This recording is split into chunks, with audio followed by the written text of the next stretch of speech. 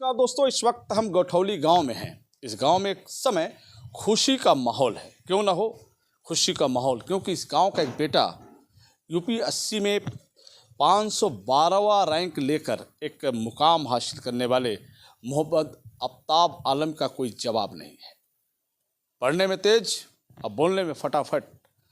आज उनके इस काबिलियत की तारीफ पूरा एक गांव कर रहा है। हम बात करेंगे आफ्ताब आलम से, जिन्होंने यूपी 80 में 512वां अंक लाके इस गांव का नाम रोशन किया है। अब बनेंगे क्या आईएएस या आईपीएस, ये हम उन्हीं से पूछेंगे, क्योंकि अफसर एक दिन इस गांव में, जब उस वक्त की बात होगी जब मोहम्मद आफ्ताब आलम अफसर बन के इस गाँव में आएंगे। आइए बात करते हैं मोहम्मद आफ्ताब आलम से। बधाई हो आपको सर, कैसे हैं आप? मैं बहुत बढ़िया हूँ, धन्यवाद आपका। क्या रहा, किस तरह से तैयारी हुई, क्या चुनौती रही, क्या संघर्ष रहा, क्या अभाव रहा अपने जीवन में? जी, मैं जब इंजीनियरिंग कर रहा था तो थर्ड ईयर में ये प्लान बनाया कि यूपीएससी करना है, तो मैंने तैयारी शुरू की। ये चुनौती इस तरह ऐसी रही कि कभी कभी ऐसा लगता था कि जॉब पकड़ लेनी चाहिए थी। कुछ बहुत सारी मुश्किलें भी हैं। कभी कभी ऐसा लगता था कि नहीं होगा, बहुत टाइम लग रहा है, लेकिन मैंने मेहनत करना नहीं छोड़ा और अंत में ईश्वर ने सफलता दी मुझे। अब तो यूपी 80 में 512वां रैंक है, क्या बनना चाहेंगे आप आगे चल के? जी, वैसे तो मेरा लक्ष्य आईएएस बनना है, लेकिन इस रैंक में मुझे अभी आईपीएस मिलेगा, तो मेरी तैयारी अभी जारी रहेगी। मेरा लक्ष्य आईएएस है। अच्छा, लक्ष्य आईएएस बनने का है, लेकिन आप हिम्मत नहीं हारेंगे? जी बिल्कुल, हिम्मत नहीं हारेंगे। मैं जब तक कोशिश करते रहेंगे आईएएस बनने के लिए। आप जब इस गांव से गए तो क्या सोच के गए? मैं इस गांव से 15 साल का था तब मैं अलीगढ़ मुस्लिम यूनिवर्सिटी में गया हाई स्कूल और इंटरमीडिएट करने। तो मेरा शुरुआती से ही ये लक्ष्य था कि इस गांव की एक पहचान बनानी है और एक खुद की पहचान बनानी है और मेहनत करके सफलता प्राप्त करनी है। तो बाकी का शिक्षा कहाँ से रहा, कैसे रहा इस गांव में? मेरी शुरुआती की शिक्षा सेंट थॉमस स्कूल बलिया से हुई 8वीं तक की। उसके बाद मैं एएमयू अलीगढ़ चला गया और वहाँ से मैंने हाई स्कूल और इंटरमीडिएट करा। उसके बाद मैंने बीटेक करा आईआईटी इंदौर से मैकेनिकल इंजीनियरिंग में, और बीटेक करने के तुरंत बाद ही मैं इस यूपीएससी की परीक्षा में लग गया। अच्छा लग गया। तो क्या अपने परिवार के माता पिता का भी ये सोच था या अपने सोच आगे आया? मेरा भी सोच था और माता पिता का भी बहुत योगदान रहा इसमें। उन्होंने मुझे कभी इस पर दबाव नहीं बनाया कि तुम नौकरी करो, हमें पैसे कमा के दो। उन्होंने मेरा पूरा साथ दिया कि जब तक नहीं निकलता हम तुम्हारे साथ खड़े हैं। तो बहुत बहुत बड़ा योगदान रहा है माता पिता का। अच्छा, अफसर तो आईपीएस या आईएएस बनना चाहेंगे, फिर आपने कहा कि रैंक उस तरीके का नहीं है कि हम आईएएस बन जाएं। आईएएस ही क्यों बनना चाहते हैं आप? आईएएस बनने का लक्ष्य इसलिए है कि हमें बहुत बहुत डाइवर्स डोमेन में काम करने का मिलेगा। कभी हम शिक्षा विभाग में काम करेंगे, तो कभी हम हेल्थ में काम करेंगे। तो आईएएस बनने के बाद तरह तरह से अलग अलग विभिन्न विभागों में मुझे काम करने का अवसर मिलेगा और लोगों की मदद करने की मौका मिलेगा मुझे। इसलिए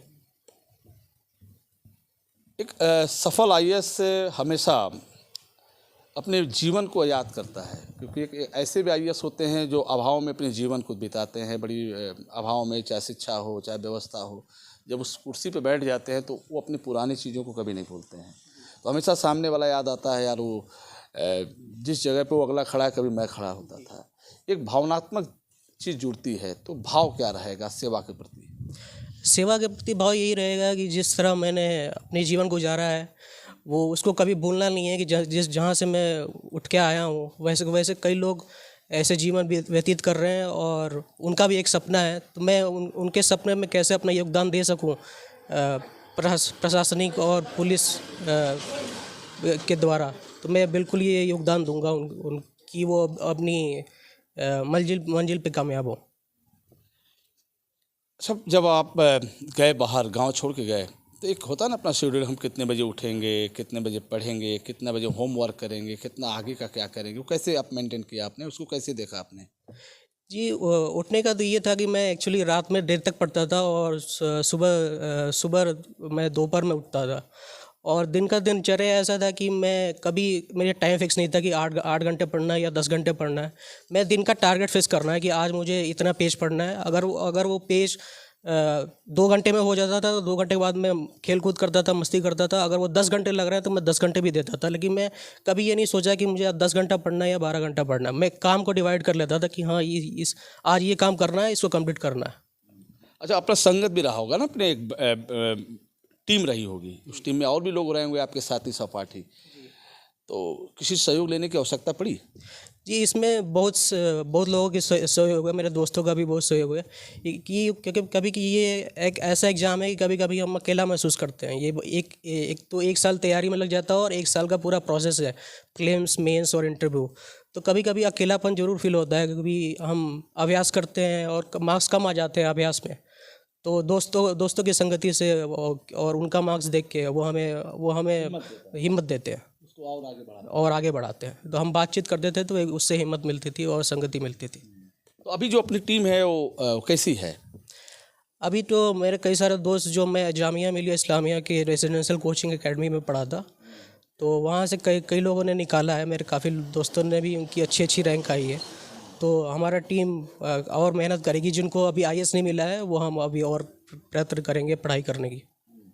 कभी छुट्टियों के समय, त्योहार के समय क्या होता था फिर? छुट्टियों के समय में मैं कोशिश करता था घर आ जाऊं, लेकिन कई बार ऐसा हो सकता था कि मैं नहीं आ पाता था। तो मैंने कई बार ईद और बकरीद मैंने घर से दूरी बिताया था। तो छुट्टियों का ऐसा नहीं, लेकिन मैं कोशिश ज़रूर करता था कि अगर टाइम मिले तो चला आऊँ, लेकिन अगर मेरे पढ़ाई में कोई बाधा आती थी तो मैं नहीं आता था। बचपन में क्या रहा, कैसी पढ़ाई रही? खेल कूद में ज़्यादा मन लगता था या पढ़ने में? स्टार्टिंग में तो मैं खेल कूद में ज़्यादा मन लगता था, लेकिन जब से मैं अलीगढ़ गया, घर छोड़ के गया, तो उसके बाद मेरा खेल कूद से ज़्यादा मन मैं पढ़ाई की तरफ झुक गया। तो उसके बाद मैं खेल कूद थोड़ा कम हो गया मेरा। कभी कभी माता पिताजी भी नाराज़ हो जाते थे, पढ़ता नहीं है, खेलता ज़्यादा है, उस समय क्या होता था? मेरे साथ तो कभी ऐसा नहीं हुआ, क्योंकि मैं शुरू से, मुझे पढ़ने का बहुत शौक था। तो माता पिता में कभी उल्टा मैं ये कहूँगा कि माता पिता बोलते थे कि थोड़ा कम पढ़ो, बहुत हो गया, खाना खा लो, लेकिन मैं पढ़ता रहता था। पिताजी क्या करते हैं? पिताजी मेरे बिजनेसमैन हैं, उनकी ऑटो पार्ट्स की दुकान है गांधी मार्केट बलिया में। और दादाजी? दादाजी वो कचहरी में काम करते थे। वो ट्रांसलेट करते थे, जो ऑफिशियल डॉक्यूमेंट होते थे वो अरबी फारसी में होते थे, तो वो हिंदी में ट्रांसलेट करते थे कचहरी के सामने। माताजी का क्या रोल था आपके प्रति? माताजी का बहुत रोल था, क्योंकि बाहर हम पढ़ते थे तो सबसे बड़ी घर से दूर सबसे बड़ी दिक्कत होती है खाने की। तो मैं कई बार घर भागा आता था। जब भी मैं बोलता था कि मुझे ये खाना चाहिए, वो खाना चाहिए, तो उनका एक इमोशनल सपोर्ट भी रहा है। और मैं माँ के खाने का बहुत शौकीन हूँ, जब से मैं बाहर लगने लगा। क्योंकि जब हम घर छोड़ के जाते हैं तब घर के खाने की महत्व तो समझ में आती है। तो माताजी का बहुत योगदान रहा। तो आगे का क्या होगा, कैसे फिर? जब से आपने कहा कि मुझे आईएएस बनना है, मैं संतुष्ट नहीं हूँ, मुझे रैंक को और करना है, तो ऐसे में फिर क्या तैयारी होगी, कैसे होगी फिर? मैं ये तो नहीं कहूँगा कि मैं संतुष्ट नहीं है, मैं बिल्कुल संतुष्ट हूँ, क्योंकि भगवान ने जो भी दिया है वो उसमें हमें खुश रहना चाहिए। लेकिन क्योंकि मेरे पास एक मौका है और प्रयत्न करने का, तो मैं ट्रेनिंग के साथ साथ अपनी तैयारी जारी रखूँगा और मैं फिर से अटैम्प्ट दूंगा। और मेरा लक्ष्य रहेगा कि मैं आईएएस बन के देश की सेवा करूँ। गांव की याद कैसी आती है फिर? गांव अपना, चूँकि पढ़ने में आदमी जब चला जाता है तो गांव की याद आती है फिर?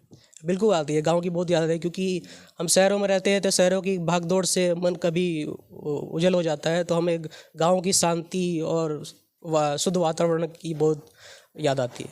अच्छा, हम तो चूँकि एक पत्रकार हैं और हमेशा आईएएस आईपीएसों के साथ उठने बैठने का एक अवसर होता है, उनसे बात करने का भी एक मौका मिलता है, उनकी कार्यशैली को भी देखने का अवसर होता है, पब्लिक को भी, उनको भी मैं देखता हूँ। तो कभी कभी मन में आता है कि पब्लिक संतुष्ट नहीं हो पाती है, क्योंकि हो सकता है उनके पास ज़्यादा लोड हो। तो कभी मैं देखता हूँ कोई फरियादी आता है, अपनी फरियाद लेके आता है, तो एक बड़ा अफसर छोटे अफसर को आदेश करता है, छोटा अफसर भी काम नहीं कर पाता है। फिर कोई ऐसे आईएएस आईपीएस होते हैं जो संतुष्ट नहीं होते हैं, तो कोशिश करते हैं कि ये इसका काम कैसे हो, इसका लाभ कैसे मिले, फिर ईश्वर क्या माफ़ करेगा या नहीं करेगा। तो जब आप उस कुर्सी पे बैठेंगे तो इस सारी चीज़ों को कैसे देखेंगे? कुर्सी के बैठने के बाद सबसे बड़ा मेरा लक्ष्य रहेगा कि जहाँ तक मैं लोगों की मदद कर सकूँ मैं करूँ। और जहाँ तक आपने लोगों की असंतुष्टि की बात करा, वो कई बार ऐसा हो जाता है कि कुछ बुरे तत्वों के कारण हमें ऐसा देखने को मिलता है। लेकिन मेरी ये कोशिश हमेशा यही रहेगी कि जहाँ तक मैं कर सकूँ मैं लोगों की मदद करूँ।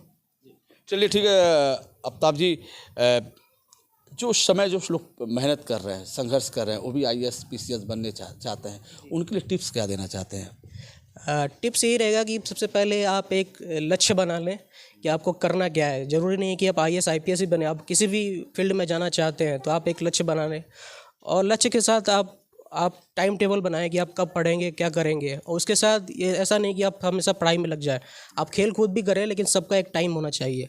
और कई बार ऐसी मुश्किलें आएंगी जैसे लगेगा कि मैंने गलती कर दी, मुझे इस फील्ड में नहीं आना चाहिए, या सफलता देर से मिलती है, लेकिन हमें इससे हिम्मत नहीं हारना चाहिए और हमें लक्ष्य पे हमेशा कायम रहना चाहिए, और लक्ष्य की तरफ से हमें आँख नहीं हटाना चाहिए, हमारी नज़र लक्ष्य पे होनी चाहिए। चलिए बहुत बहुत धन्यवाद। हमारी बात हो रही थी मोहम्मद आफ्ताब आलम साहब से, क्योंकि अब UPSC के 512वें रैंक में अब लक्ष्य रहेगा, लेकिन IAS का तैयारी होगी और कड़ी मेहनत से भी बात करूंगा। आप हैं जी, तो मैं उनसे भी बात करूंगा कि क्या सपना आपने देखा था, वो सपना साकार हो रहा है। बेटे को अफसर बनाना था, अफसर बन भी रहे हैं। आइए बात करते हैं, बेटे के लिए क्या संदेश है? बहुत अच्छा संदेश है, मुझे बहुत ये हो रहा है आज इनको देख के, और गांव के प्रति ये बहुत इनकी ये रहेगी, सोच रहेगी। अच्छा से अच्छा कार्य करें और ईमानदारी से काम करें।